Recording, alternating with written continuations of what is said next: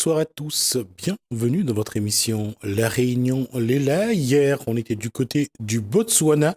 On va partir du côté du continent européen, de l'Italie plus précisément, puisqu'on reçoit 4 pizzaiolo. Alors d'abord, dans l'ordre, Thierry Gouraud, directeur d'école Pizza à La Réunion. Bonsoir. Alessandro Lampis, champion du monde.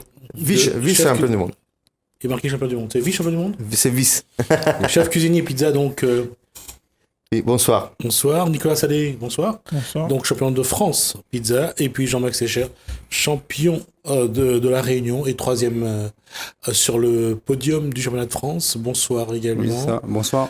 Alors, là, j'allais juste vous dire ceci. Comment se porte la pizza à la Réunion, messieurs?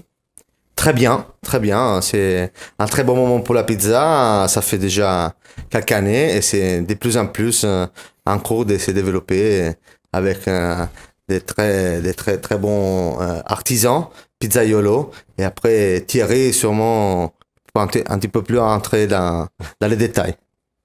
La question, c'est...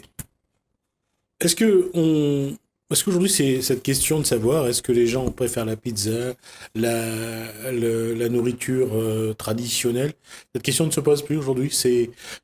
Tout se fait naturellement. D'un côté, il y a ceux qui aiment la pizza, ceux qui préfèrent les hamburgers, ceux qui préfèrent les sandwichs, ceux qui préfèrent d'autres formes de nourriture. Bien sûr, l'alimentation.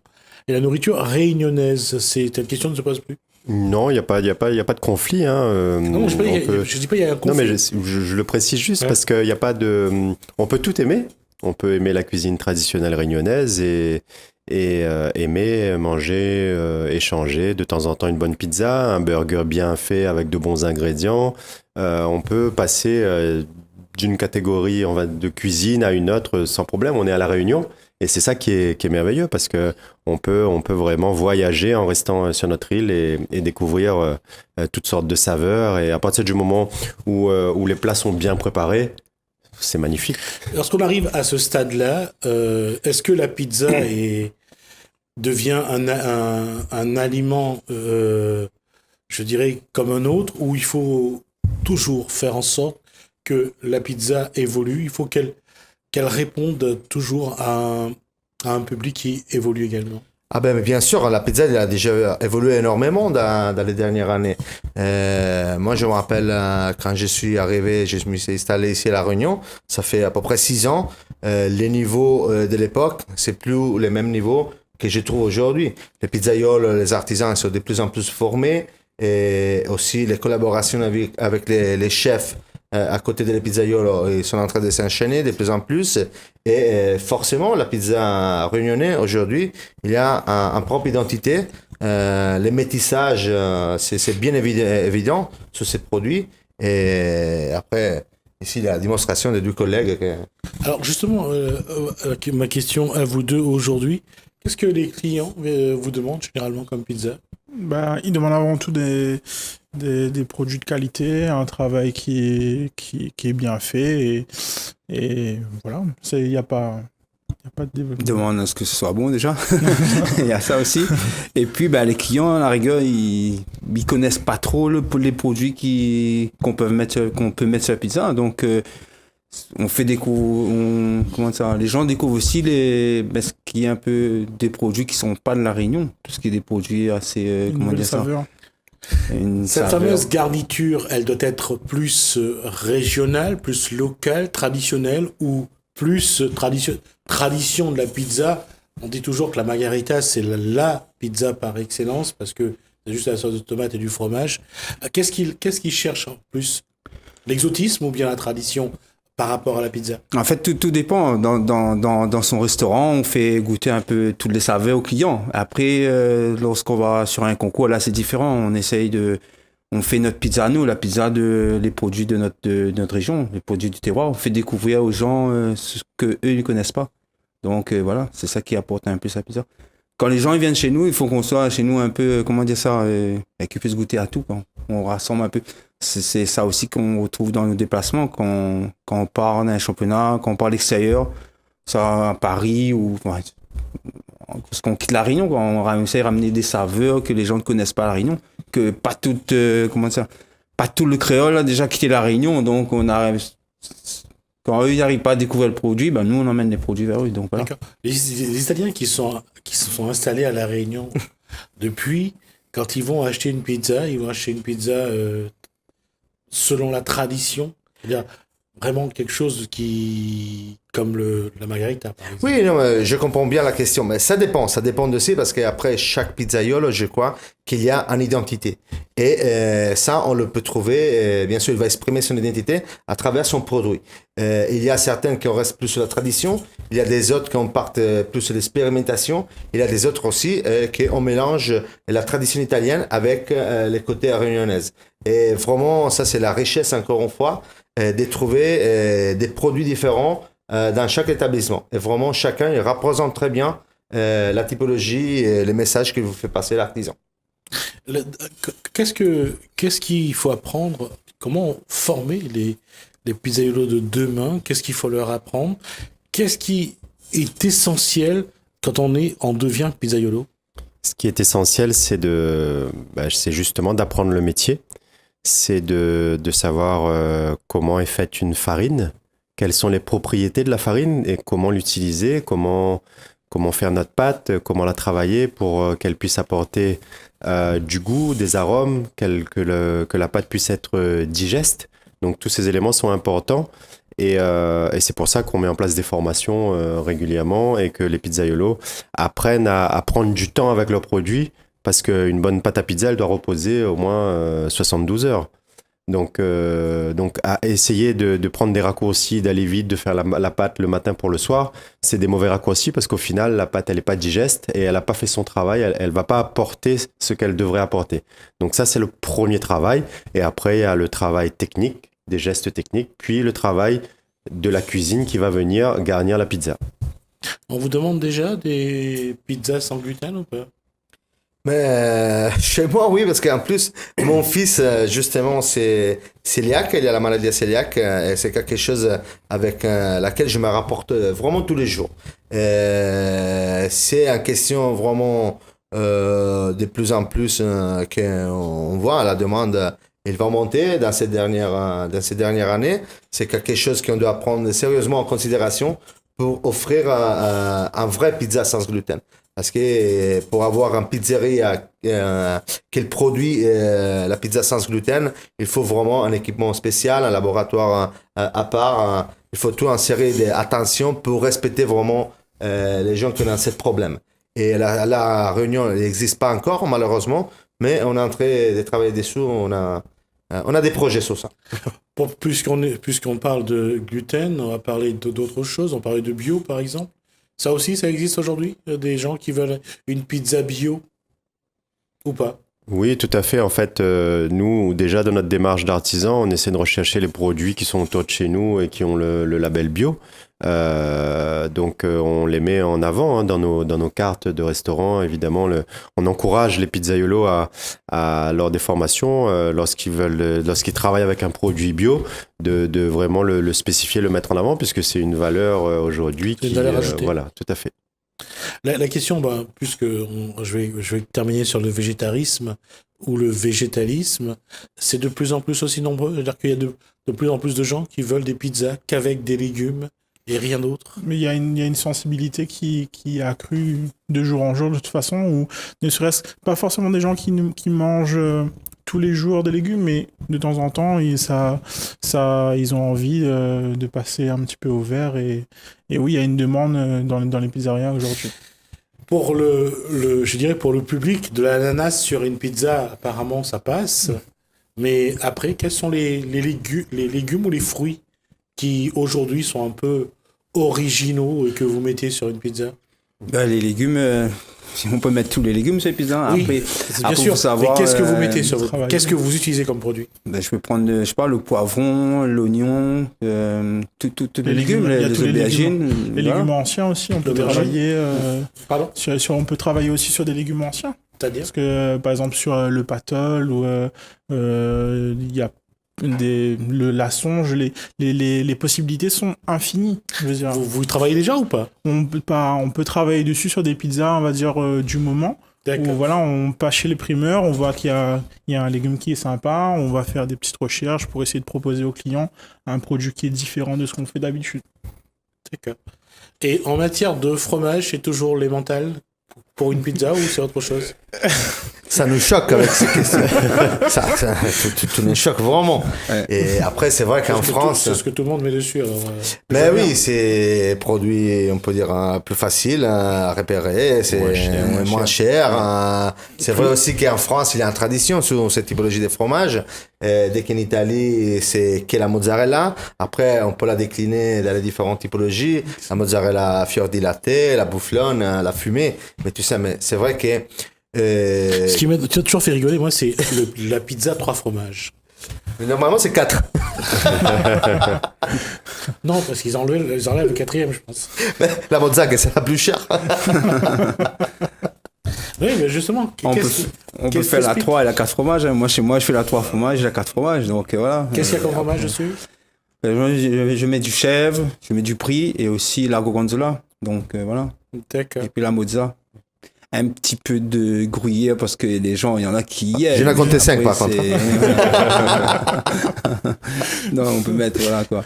Après, là- qui dit fromage, charcuterie, les légumes, ben après, c'est à nous de faire notre choix de mettre sur la pizza et c'est à nous de marier tous ces produits qui vont avec. Ben voilà, la pizza, Donc, c'est c'est comme pour la ça. cuisine, c'est fantaisie. Voilà. D'accord, mais alors, par exemple, mettre du Python des Neiges ou de la fournaise sur une pizza, ça reviendrait trop cher, la pizza? Non, On l'utilise Non, déjà. on utilise le Python Python Maïdo ouais. beaucoup. Python Maïdo, Ouais, ouais. ouais, bien sûr, c'est très bon.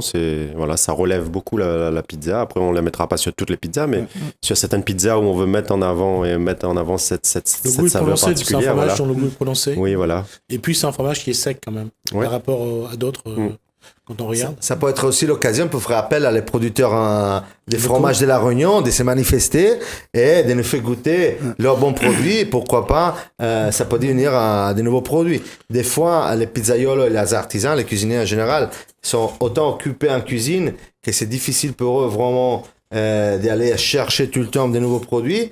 Ben, ça c'est le cas. Ça peut être les producteurs qui peuvent approcher les artisans et faire connaître son produit. Dans les pizzerias, normalement, les bons fromages, ils sont toujours bien appréciés. Pourquoi Ouais, pas? les gens, ils Manifestez-vous, producteurs de fromage, de bons fromages. il y a- Puisqu'on parle de producteurs locaux, on va parler de producteurs de fruits tropicaux. On va rentrer dans la saison des fruits. Il faut s'attendre à des... pizza spéciale. J'allais dire à des fantaisies, puisque c'est ce que tu as dit. Toujours la mangue, le litchi, bien évidemment, à toutes les sauces. Ouais. Voilà, se marie absolument bien. Litchi avec le magret, la mangue verte battue sur la pizza, c'est vraiment des choses d'exception. J'ai jamais goûté. Le litchi avec bah. le boudin aussi. Parlons de litchi. Voilà. Non, ça, je ne connais pas non plus. Si, voilà. Donc voilà. Ben, comme moi, je fais des pizzas au boudin. Donc voilà, je fais le boudin moi-même. Parce que moi, je suis.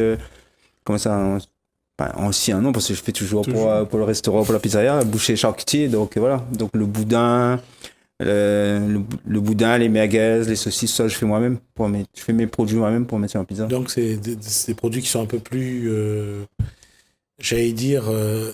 Un peu plus de goût, plus goûté. mieux préparé. Et puis, il y a aussi, comment ça, j'ai la traçabilité du produit. Je sais que c'est moi qui l'ai fait, que voilà, c'est un produit maison, ça reste là. C'est pas un produit qui a voyagé. Là.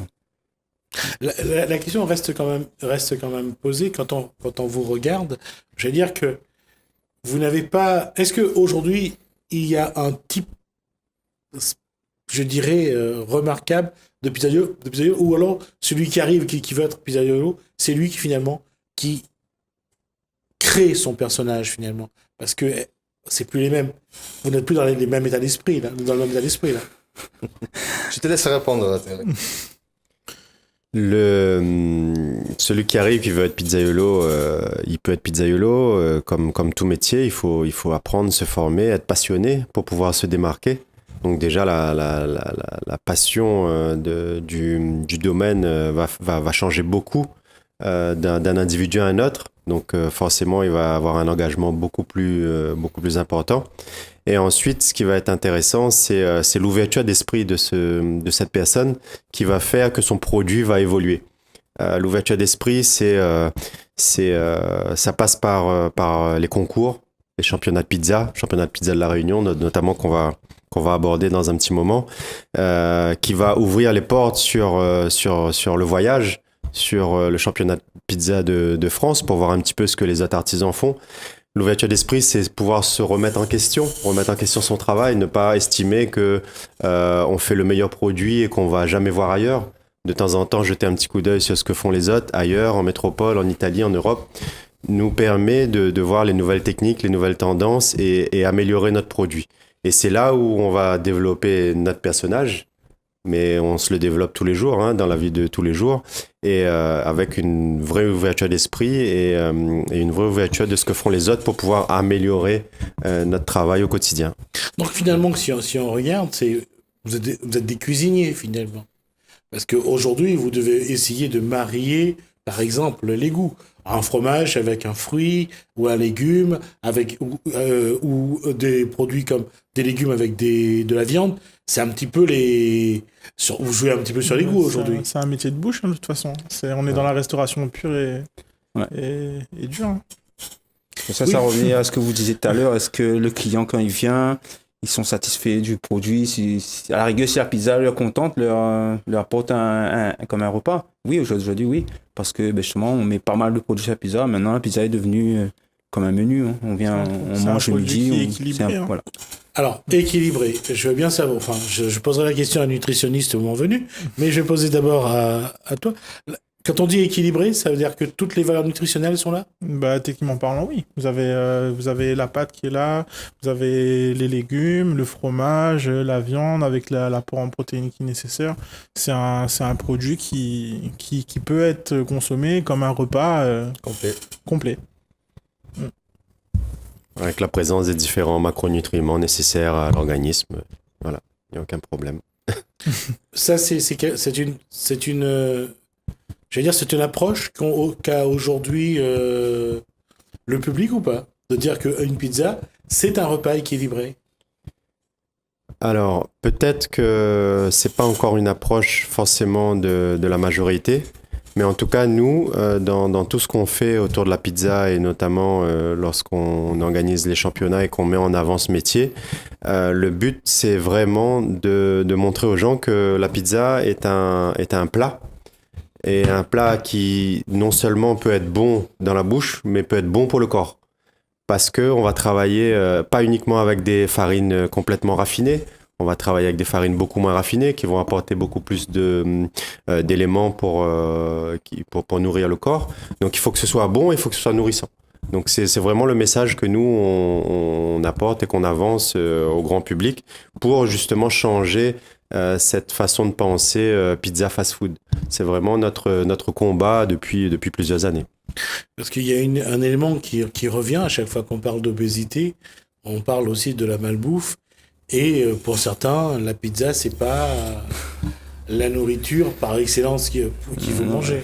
La pizza, c'est pas la malbouffe, c'est de la bonne bouffe, on va dire. Peut-être, c'est comme si demain matin, nous allons dire un zambrocal, pommes de terre avec un rougail saucisse qu'on nous mange, c'est la mauvaise bouffe. Non, au contraire, c'est une bonne bouffe. Après, il faut manger en quantité raisonnable. Faut pas tout l'excès devient problématique. Donc, tout dépend comment il aura été préparé, ce plat. C'est ça. Une pizza, on peut pas comparer deux pizzas. Il y en a une qui peut-être sera de la malbouffe parce qu'on aura mis justement 1 kilo d'emmental sur la pizza, ça sera gras. Les apports ne seront plus du tout les mêmes. Si on a à côté une pizza qui aura été réfléchie, travaillée, avec les quantités justes d'ingrédients pour apporter ce qu'on a besoin pour être nourri. Messieurs, vous êtes quand même conscients que lorsqu'on parle de pizza, on parle pas en termes élogieux en matière nutritionnelle. On dit et surtout que les gens, la façon évidente de faire, de dire que ça coûte pas très cher, c'est rapide à faire, et c'est rapide aussi à consommer d'ailleurs. Voilà. L'image, aujourd'hui, que vous avez à faire évoluer, c'est que la pizza n'est pas la pizza d'avant, et qu'aujourd'hui, c'est un produit, comme vous l'avez dit tout à l'heure, ça peut être un repas équilibré. Mais c'est bien sûr, c'est ça. C'est pour ça aussi que nous, on organise pendant des manifestations comme c'est les championnats les pizzas de la Réunion, exactement aussi. C'est pour ça que c'est ouvert au public. C'est pas seulement pour dire cette année les meilleurs pizzaiolos c'est telle ou telle personne, mais c'est vraiment pour approcher le maximum du public possible, de les faire venir à découvrir c'est quoi un vrai pizza, l'engagement que cet artisan on a derrière ce produit et vraiment tout le travail qu'il y a derrière la recherche des farines de qualité, de la sauce tomate de qualité, des bons fromages, des bons légumes et des bonnes viandes. Et c'est pour ça aussi que on croit que ces manifestations elles sont de plus en plus importantes, vraiment, parce qu'on peut faire comprendre encore plus directement à les publics c'est quoi un pizza et comment choisir sa propre pizza. Voilà, les donner le maximum d'informations possibles pour les former aussi, pour les former entre guillemets, voilà, à la qualité aussi derrière la pizza. Championnat de la Réunion, c'est quand? Alors, championnat de la Réunion, ça sera le dimanche 25 novembre. Donc, c'est la 6e édition cette année. Donc, 6e année que ce championnat existe. Donc, il existe pour plusieurs raisons. Il existe déjà parce qu'il y avait besoin à la Réunion de faire bouger ce corps de métier. Il existe parce qu'on est en partenariat avec l'association des pizzerias de France, l'APF, qui organise, eux, le championnat de France. Et le championnat de la Réunion est une étape qualificative du championnat de France. Ça veut dire que les 10 premiers qui vont être classés sur ce championnat sont directement qualifiés pour participer à la finale à Paris. Donc, ce qui va leur permettre de défendre l'artisanat local à travers la pizza à Paris. Donc, c'est vraiment un événement à ne pas rater, à ne pas manquer. On a sur ce plateau différents vainqueurs. Hein. On a Jean-Max qui est l'actuel champion de la Réunion jusqu'au 25 novembre et qui remet son titre en jeu. Et on a Nicolas qui était le vainqueur de l'année d'avant au championnat de la Réunion. Ce genre d'événement, ce championnat de la Réunion, généralement, au-delà de la compétition, bien sûr, quand le public vient vous voir, c'est pour vous demander quoi? Déjà, ils sont curieux, ils sont très intéressés, en général, sont des passionnés, sont des consommateurs de pizzas. Des fois, on vient pour donner leur rapport à son pizzaiolo préféré. Hein. Des fois, ce sont les personnes du quartier qu'on fréquente déjà les pizzerias, qu'on suivent. Fan club déjà. Voilà, exactement, c'est un fan club, c'est très sympa. Et savoir le soutien de son propre public, de sa propre clientèle, je trouve que c'est déjà génial. Et bien sûr, après, c'est à nous, l'organisation, de faire des démonstrations, de trouver des moments dans la manifestation, d'approcher le public et de les faire découvrir vraiment tout ce travail qu'on disait avant. Comment on se prépare à un championnat de la Réunion? Il y a une partie, on va dire, déjà la partie pour l'équipe principale, c'est le travail de la pâte. Donc il y a des essais d'empattement avec des hydratations différentes, des maturations différentes, des farines différentes. Après, on a cette partie-là, on a la partie, on va dire, au niveau de la cuisine, où là on va faire une recherche au niveau des produits pour retrouver les bonnes associations, le bon mélange des saveurs pour pouvoir faire la différence. Donc ça passe par l'utilisation de produits, autant de produits d'exception que de produits simples. Le tout c'est de trouver, on va dire, le bon accord pour avoir un produit final qui est agréable en bouche et qui fait la différence au niveau des championnats par rapport aux autres concurrents, quoi. Voilà. Comment on gagne un championnat? On gagne un championnat, Nicolas, c'est comme ça, de toute façon. C'est un peu la il a recette, déjà été vainqueur identique. aussi. Donc, voilà. Et surtout, pour compléter ce que dit Nicolas, on essaie de trouver, comme à la Réunion, on essaie de trouver, comme je disais aussi, on ramène des produits rares, des produits locaux, du terroir, ou même le produit du village même, parce que pas tous les produits à la Réunion, ça existe dans toutes les villes, quoi. Donc on emmène ça, on surprend le jury, quoi. On surprend le jury par la qualité du produit, par la qualité de la recette, par la qualité de la pâte, par le rendu de tout ce qu'on a préparé. Au final, on va dire que les possibilités sont infinies. Moi, je vois toujours la pâte à pizza comme un tableau.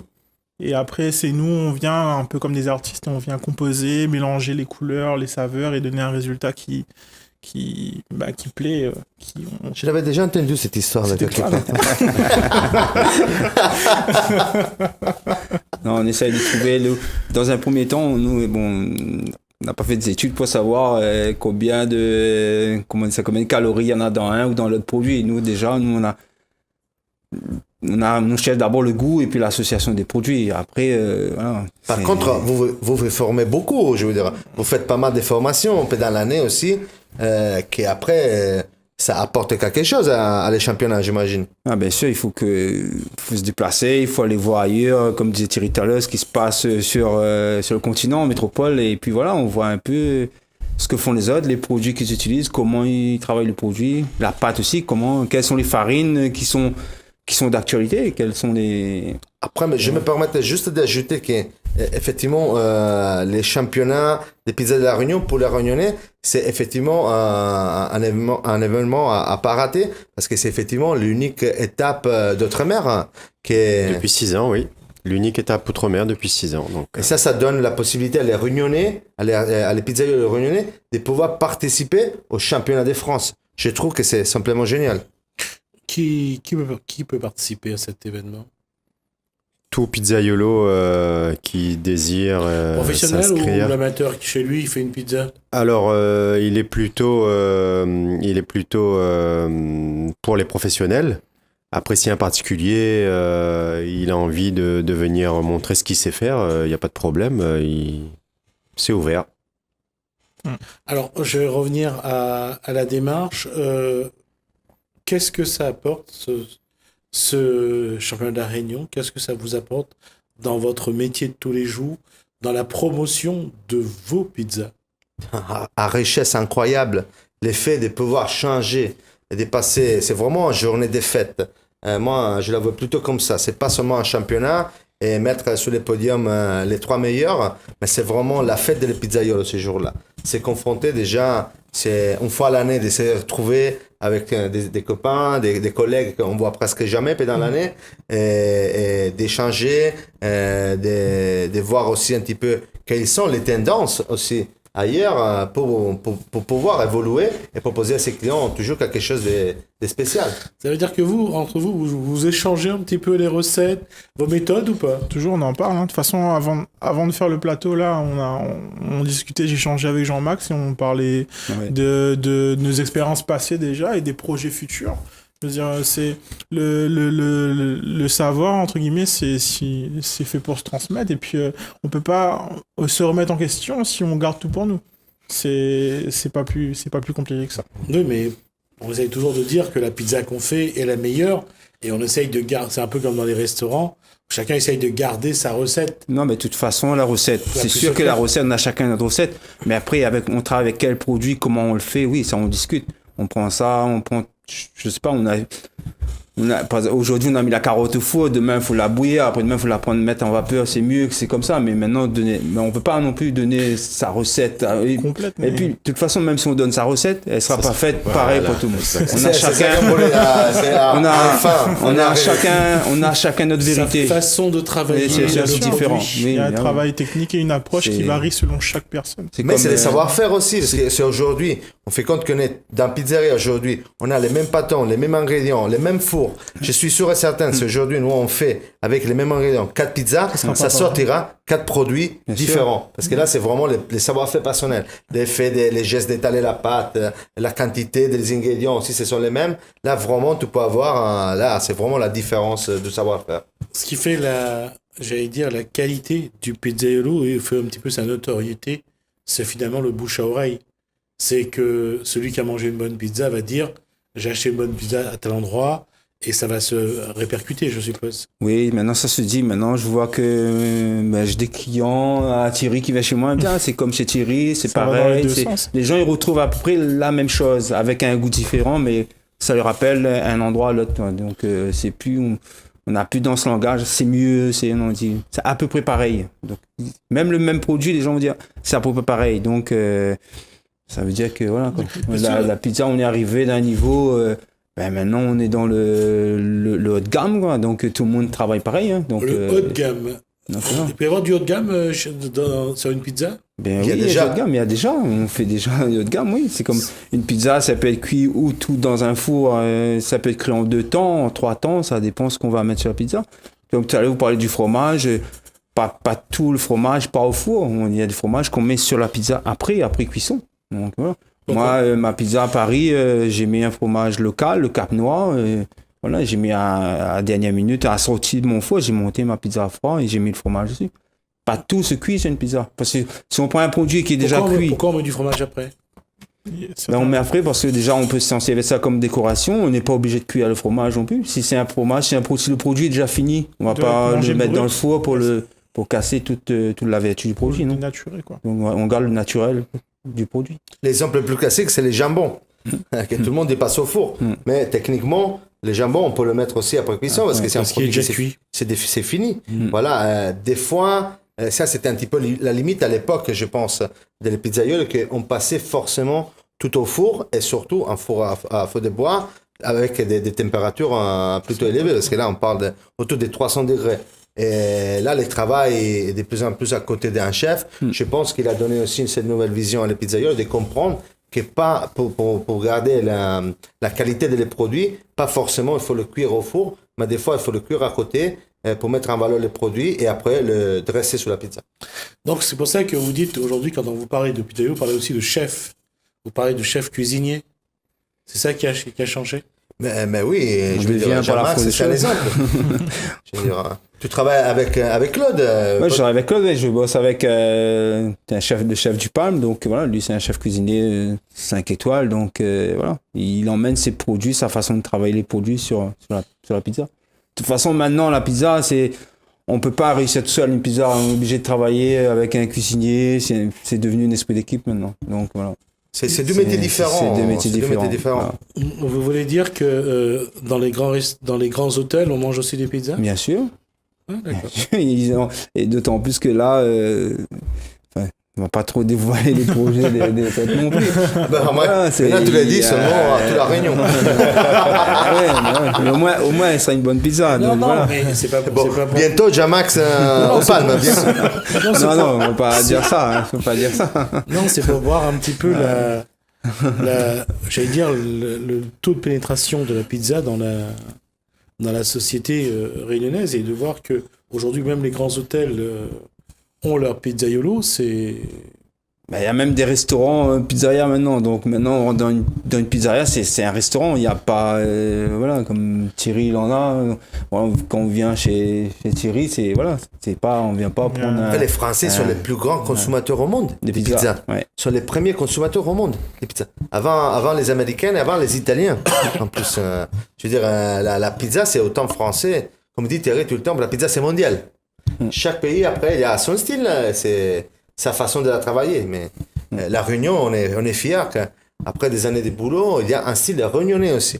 Parce que la pizza que Jean-Max il a amenée sur le podium de la finale de Paris était une pizza qui parlait créole, avec tous des produits vraiment de la Réunion. Les pizzas que nous, on a amenées aussi à Parme, on a permis de monter sur les podiums aussi. Il parlait, on avait cette côté métisse, cherchait d'englober les styles italiens et les produits réunionnais. Et c'est un petit peu ça, voilà. Et ça veut dire qu'aujourd'hui, dans un restaurant pizza, c'est-à-dire qu'il y a la pizza, puis il y a ce qu'on appelle l'accompagnement, la salade. C'est ce que les gens recherchent aussi?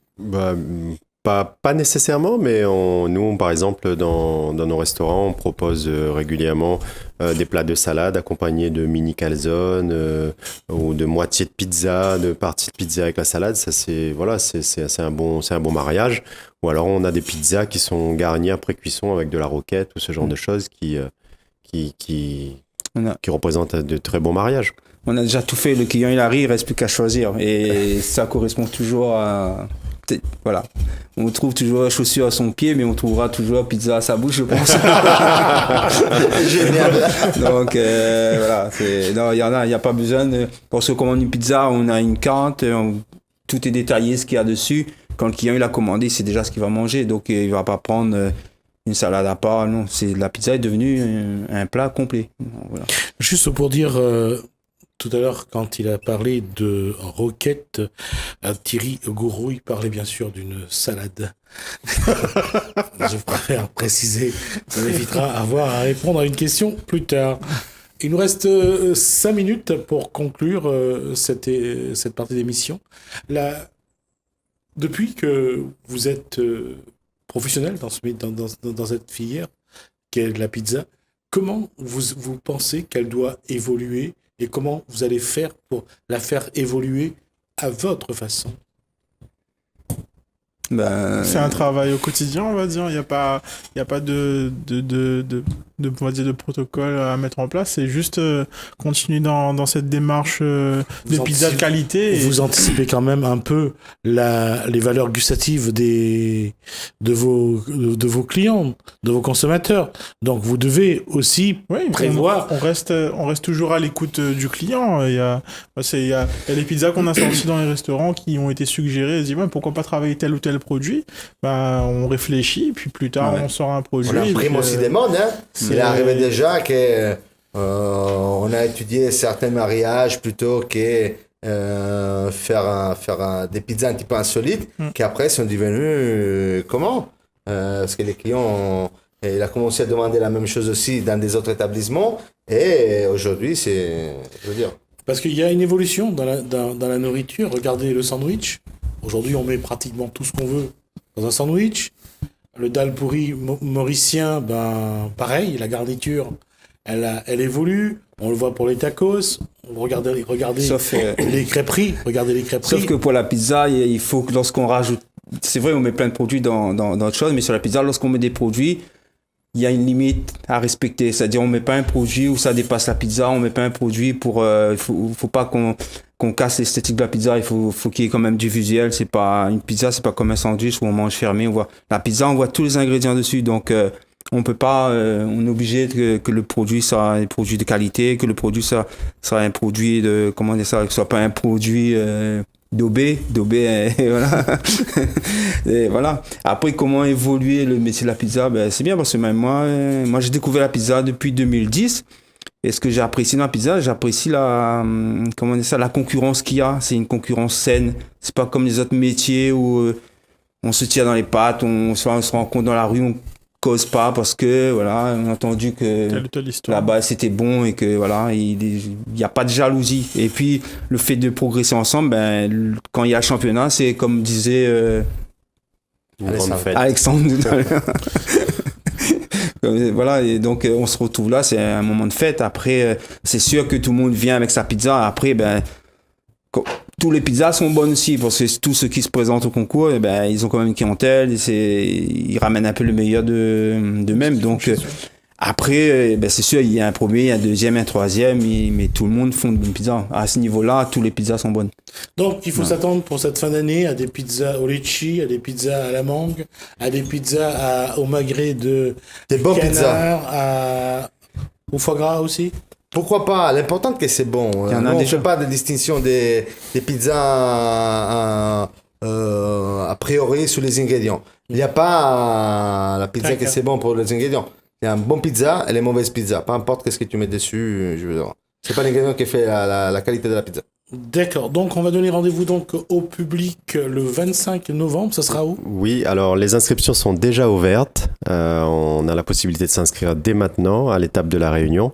Donc on a créé une page Facebook Championnat de pizza de la Réunion sur lequel on dévoile au fur et à mesure toute l'actualité du championnat, parce qu'il y aura des surprises, il y aura des trophées qui vont être faits, différents trophées, différentes choses intéressantes.